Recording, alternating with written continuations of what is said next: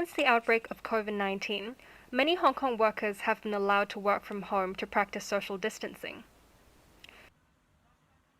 This was good news to most, because being at home allowed for much flexibility in working hours. Many of those working at home picked up new hobbies like exercising and baking, enriching their lives. However, working from home is not a blessing to everyone. For some, like domestic workers, home is not a sanctuary where they could let their worries free. Working from home is not a new relaxing mode of working that they would gladly embrace. To them, it is simply a norm. Working hours are still fixed, and their employers are as demanding as ever. Their working from home experience is very far removed from most Hong Kong people. Working for 24 hours in 7 days. So even in our holiday, some of us still working before they go out for holiday. And then when they come back from...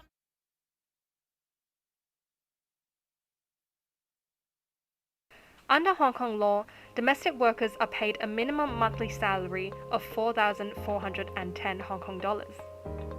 This is 3 times as much as a teacher in the Philippines makes. However, this salary is not without its costs, especially under the threat of COVID-19.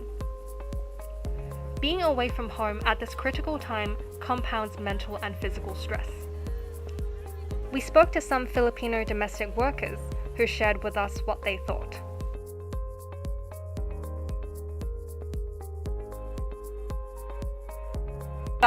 Most of us experience discrimination, overwork because most of our employers stay at home to work, pressure, there's very more stress because we have difficulties and burdens when it comes to psychological or emotional, since we will still thinking our Philippine families.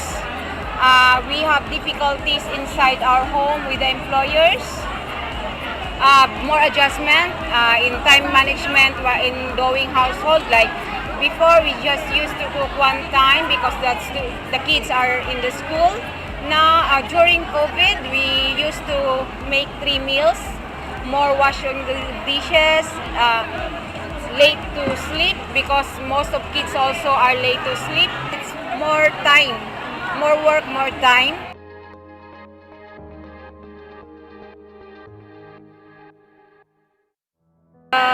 Pandemic come and the government told us that we should not go out during our holidays. It is not directly tell that we're not going out, but they warn the employers not to go out for holiday, right?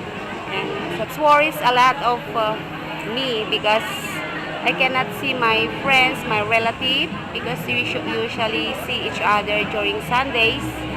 And we have a lot of activities, not only for recreational, but we do also welfare work. So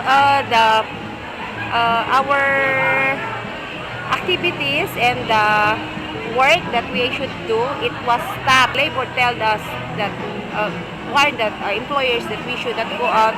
It's so much impact of me because I've been 25 years in Hong Kong, but I feel I was discriminated because it's like we are the COVID-19 is like we are all having carrier. Then why they don't go outside? But during working days, they let us go out, right? And then they ask us to go to market, everything, our household activities, it should be as normal. But why it should be on Sundays that they don't let us to go out? And after all, the COVID-19 is not from the Philippines, right? We have also some arguments with the employers because I insist to go out because that is my right. And then it's for how many years that I've been working with them. It's the first time that we argue. It's only about the...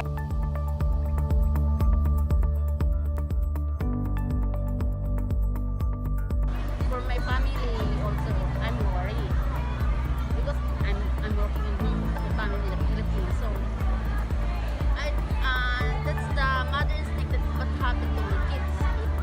pandemic is end. So from now, I pray to the Lord that it will end the pandemic. After hearing their difficulties under COVID-19, we asked the domestic workers what they hope to see in a post-COVID world.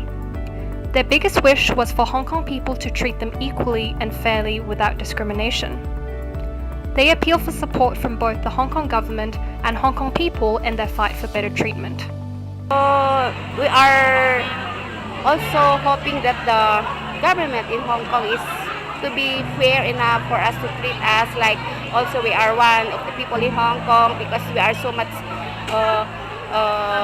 even though we are not locals here, but we know that we are contributing also the economy in Hong Kong, because without us the employers will not go out to work. The domestic workers also wanted their contracts to be implemented strictly to give them the rights that they are entitled to.